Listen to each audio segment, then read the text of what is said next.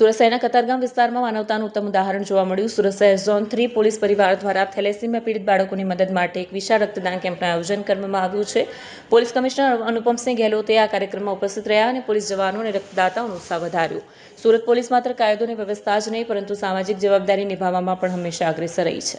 બ્લડમાં જરૂર પડતી રહે છે. બ્લડ જો है इम्प्लांट કરવા પડે છે. એના બ્લડ જો है પૂરી બોડીને એવા એની રિક્વાયરમેન્ટ થઈ જાય છે कि કન્ટિન્યુઅસ એના જો સમયાંતરે જો है બ્લડ એના મળતા રહે. કોઈના અઠવાડિયા, કોઈના 10 દિવસ ડિપેન્ડિંગ અપોન એના જો મેડિકલ સિચ્યુએશન રહે છે. અને આ જો સમય હોય છે આપણા, આ જો ગરમીના સમય હોય છે જ્યારે બીજા રોગોના લીધે તમામ બ્લડ બેંકોમાં બ્લડના યુનિટ માટે બહુ પ્રેશર હોય છે. કારણ કે અલગ અલગ પ્રકારના રોગોમાં જો એ બી બ્લડના જરૂરત હોતા હોય છે.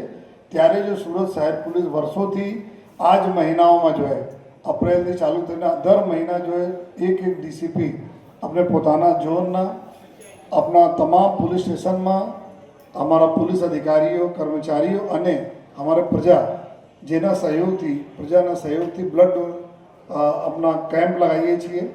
અને પછી જો બ્લડ ડોનેશન કેમ્પમાંથી જેટલા બ્લડ આવે છે આ આપણા થેલેસેમિયાના બાળકો માટે જાય છે. તો આજે આ વર્ષના પહેલાં શરૂઆત અહીંયા થઈ રહી છે આ સુંદર હોલમાં. તો સર્વપ્રથમ તો હું અમારા તમામ એવા આગેવાનો અહીંયા બાબુભાઈ છે, જગદીશભાઈ છે, બધા આગેવાનો અહીંયા બેઠા છે, એના બી આભાર માનું છું કે આજે જો અમારા આ કન્ટ્રીબ્યુશનમાં આપ સરસ આ હોલ પ્રોવાઈડ કર્યા પોલીસના. અને સાથોસાથ જો એ અને લોકો બી એના બ્લડ ડોનેશન માટે આવે, એક સારા વાતાવરણ રહે, એકદમ શુદ્ધ વાતાવરણ રહે, એના માટે જો આપણે આપ્યા છે બધા આપનો ખૂબ ખૂબ આભાર માનીએ છીએ. અને અમારા બધા અધિકારીઓ જો ખૂબ મહેનત કરે છે અમારા ઝોન 3ના પોલીસ સ્ટેશનવાળા, એના બી અભિનંદન. અને સાથોસાથ બધાના હૌસલા અફજાઈ કરવા માટે અમારા યશદીભાઈ અમારે જો વડીલ છે જો આ સદૈવ જો અમારા કોઈ કાર્યક્રમ હોય તો આવીને જો આપણાને એના આશીર્વાદથી જો ખૂબ સરસ માહોલ રહે છે. અમારા મહિલા સુરક્ષા સમિતિના બહેનો બી છે, બધા અમારા આગેવાનો છે, એના બી આભાર માનીએ છીએ. અને હું આપને બતાવવા માંગીએ છીએ કે ભાઈ છેલ્લા લગભગ 10-15 દિવસ પહેલાં 10 દિવસ પર તમામ બ્લડ બેંકના હોદ્દેદારો મારી પાસે આવ્યા અને આ જ વાત કરી કે સર અત્યારે બહુ ક્રાઇસિસ છે બ્લડના અને અત્યારે એકદમ હાઈ ટાઈમ છે કે તુરંત અમે બ્લડ જોઈએ થેલેસીમિયા માટે જોઈએ. ત્યારે અમે લોકો તાત્કાલિક જોઈએ આ કાર્યવાહી ચાલુ કરી. અને આ વખતે જો ઝોન 3 છે, નેક્સ્ટ મંથમાં અલગ અલગ ઝોનો આપણા ચાલુ કરશે.